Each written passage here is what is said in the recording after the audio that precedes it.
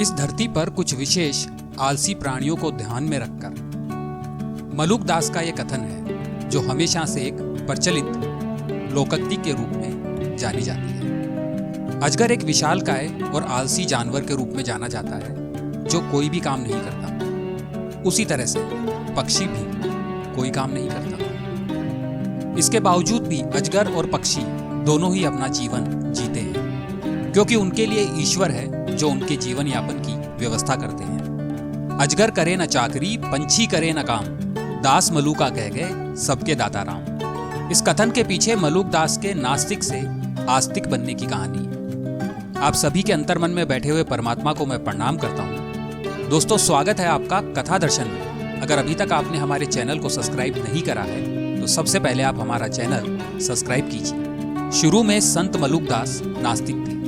उन्हीं दिनों की बात है, उनके गांव में एक साधु आकर टिक गया। प्रतिदिन सुबह गांव वाले साधु का दर्शन करते और उनसे रामायण सुनते। एक दिन मलुक दास भी पहुंचे। उस समय साधु ग्रामीणों को राम की महिमा बता रहा था। राम दुनिया के सबसे बड़े दाता हैं। वे भूखों को अन्न, नंगों को वस्त्र और आश्रयहीन को आश्रय देते हैं। साधु की बात मलुक दास के पल्ले नहीं पड़ी। उन्होंने तर्क पेश किया, क्षमा करें महात्मन, यदि मैं चुपचाप बैठकर राम का नाम लूं, काम नहीं करूं, तब भी क्या राम भोजन देंगे? अवश्य देंगे, साधु ने विश्वास दिलाया। यदि मैं घनघोर जंगल में जाकर अकेला बैठ जाऊं, तब साधु ने उत्तर दिया, तब भी राम भोजन देंगे। बात मलुक दास के मन में लग गई। पहुंच गए जंगल में, एक घने पेड़ के ऊपर चढ़कर बैठ गए। चारों तरफ ऊंचे पेड़ थे, कटीली झाड़ियां थी, जंगल दूर दूर तक फैला हुआ था।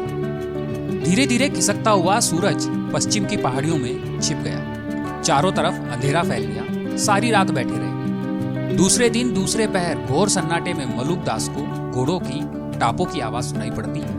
वे सतर्क बैठ गए। थोड़ी देर में चमकदार पोशाकों में कुछ राजकीय अधिकारी उधर आते हुए दिखे। वे सभी पेड़ के नीचे घोड़े से उतर पड़े। लेकिन ठीक उसी समय जब एक अधिकारी ने थैले से भोजन का डब्बा निकाल रहा था, शेर की भयंकर दहाड़ सुनी।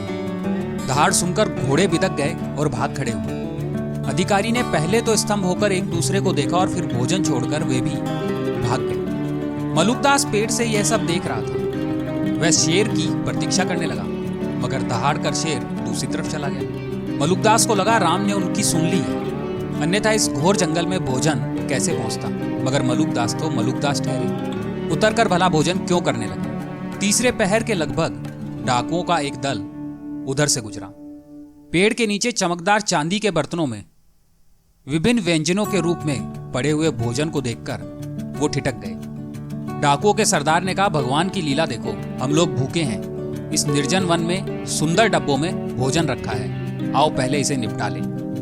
डाकू स्वभाव के शक्की होते हैं। सरदार, इस सुनसान जंगल में भोजन का मिलना मुझे तो रहस्य में ही लग रहा है, कहीं इसमें विष ना हो।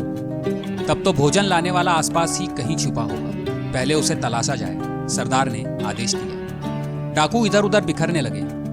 तब तक एक डाकू की नजर मलुक दास पर पड़ गई। उसने सरदार को बताया। सरदार ने सिर उठाकर मलुक दास को देखा तो उसकी आंखें अंगारों की तरह लाल हो गई। उसने घुड़क कर कहा, अरे दुष्ट, भोजन में विष मिलाकर तू ऊपर बैठा है, चल नीचे उतर। सरदार की कड़कती आवाज सुनकर मलुक दास डर गया, मगर उतरा नहीं। वहीं से बोला, व्यर्थ दोष क्यों मरते हो, भोजन में विष नहीं है, यह झूठा है। सरदार के एक साथी ने कहा, पहले पेड़ पर चढ़कर इसे भोजन कराओ, झूठ सच का पता अभी चल जाता है। आनन फानन में डाकू भोजन का डब्बा उठाए पेड़ पर चढ़ गए और छुरा दिखाकर मलुक दास को खाने के लिए विवश कर दिया। मलुक दास ने भोजन कर लिया और फिर नीचे उतरकर डाकुओं को पूरा किस्सा सुनाया। डाकुओं ने उन्हें छोड़ दिया। इस घटना के बाद मलुक दास पक्के राम भक्त हो गए। गांव पहुंचकर मलुक दास ने सर्वप्रथम जिस दोहे की रचना की वह आज भी प्रसिद्ध है। अजगर करे न चाकरी, पंछी करे न काम, दास मलुका कह गए सबके दाता राम। वे 108 वर्ष तक जिए। संवत 1739 में वे संसार से जा रहे थे तो उन्होंने अपने भक्तों से कहा, भगवान जगन्नाथ को स्नान कराने पर पनाली से जहां जल नीचे गिरता है वहां मेरी समाधि बनाना। जगन्नाथ को भोग लगने के लिए रोटी बनाने हेतु जो आटा गूंदा जाता है, उसमें से बचे हुए आटे का एक मोटा रोट बनाकर इस दास को भोग लगा देना। भक्तों की हिम्मत नहीं हुई कि जगन्नाथपुरी में ऐसी व्यवस्था कर दें। इसलिए उन्होंने एक बक्से में महाराज का शरीर रखकर दरिया में जल देवता को अर्पण कर दिया। परंतु वह बक्सा तैरता हुआ किनारे आ गया और किसी को प्रेरणा हुई। जैसा मलुकदास जी चाहते थे वैसी ही व्यवस्था हो गई। आज मलुकदास जी की समाधि भगवान जगन्नाथ मंदिर के दक्षिण द्वार पर स्थित है और भगवान जगन्नाथ को भोग लगाने के लिए जो आटा गूंथा जाता है उसमें से बचे हुए आटे का रोट बनता है और उसी का मलुकदास जी को भोग लगाया जाता है। जीवात्मा परमात्मा का सनातन अंश है।